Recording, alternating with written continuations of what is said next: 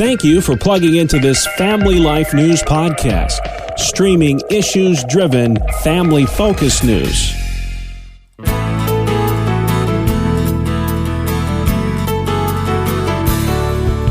And welcome back to another edition of Issues in Education. Mondays during the Noon Report, we spotlight the issues that matter most to our public schooling families with Dr. Ralph Kerr at the Teaching and Learning Institute.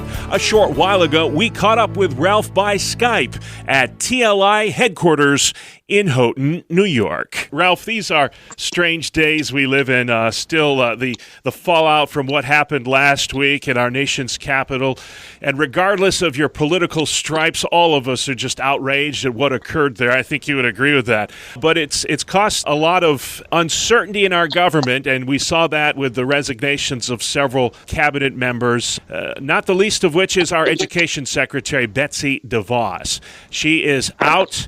Your thoughts on that? Well, I'm disappointed about the circumstances under which she resigned. But overall, I think she had a pretty good run as Secretary of Education. You know, she certainly battled the teachers' unions, and you know that's the case when the comment from one of the major leaders of the teachers' union was, "Good riddance, Betsy." But again, I like the fact that she encouraged school choice. Yeah, and you know, in terms of her tenure, she served, I believe, the entire tenure of the Trump term, which is, you know, a lot of cabinet officials can't say they've done that. So she stuck out there almost to the end.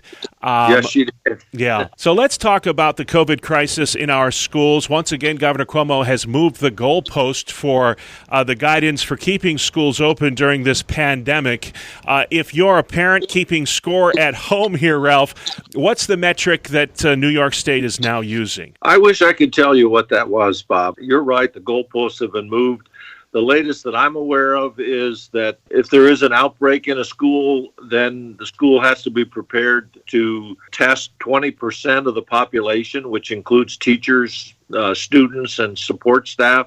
But it's so confusing, and I can't wait for, once the governor has delivered his message today, I can't wait for the legislators to take back control in the state, because they basically gave total control to the governor months ago. Yeah. And as you know, I think that's like a dictatorship that he's developed, and that's just not right. Yeah, and you mentioned it is a part-time legislature. They're only in session half the year, and they're in session again, and the governor, as you mentioned, is delivering that State of the State speech this afternoon. A lot of people are going to be watching is what he says in terms of public education with this pandemic still ongoing. You use terms like fiscal belt tightening.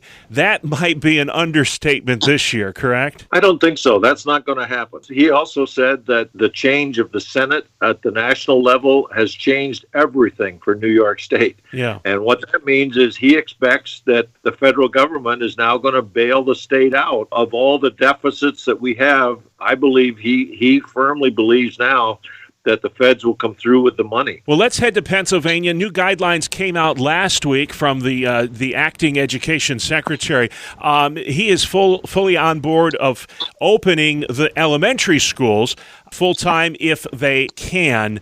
Your thoughts on Pennsylvania's opening guidelines? Well, I have been an advocate all along for the opening of all schools. I think the closing of the schools has been a catastrophe.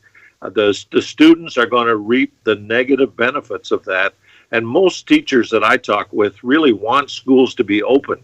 And I think with the procedures that they have in place in most schools, that's a safe thing to do. And I would be wishing that in Pennsylvania and in New York, that all schools would open up and make it soon.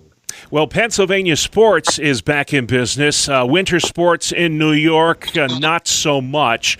Is that counterproductive? I know a lot of basketball players, wrestlers, hockey players are just really bummed out right now in New York State. Given the proximity of Pennsylvania to New York, and you talk about the Twin Tiers, and a lot of these towns are just a couple miles apart, isn't that counterproductive to have sports on one side of the border but not on the other? Well, I don't know about that, Bob. I understand the proximity, but I don't want one state to influence the other in terms of what may be best for the state. And as I've told you before, I'm more concerned frankly, about getting academics up and running than I am about sports. Although I'm a real advocate for sports, I'm concerned when I see schools like Canisius and others that have opened up for college sports and then had to shut down because of the spread of the virus. Mm-hmm. So I would much prefer to have schools open up for academics.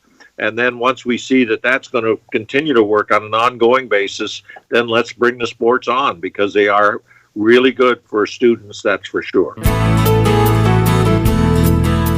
And that will have to be the last word this week. But if you have questions about your local public school or just issues in education in general, Dr. Kerr would love to hear from you. His website, whyrun.org.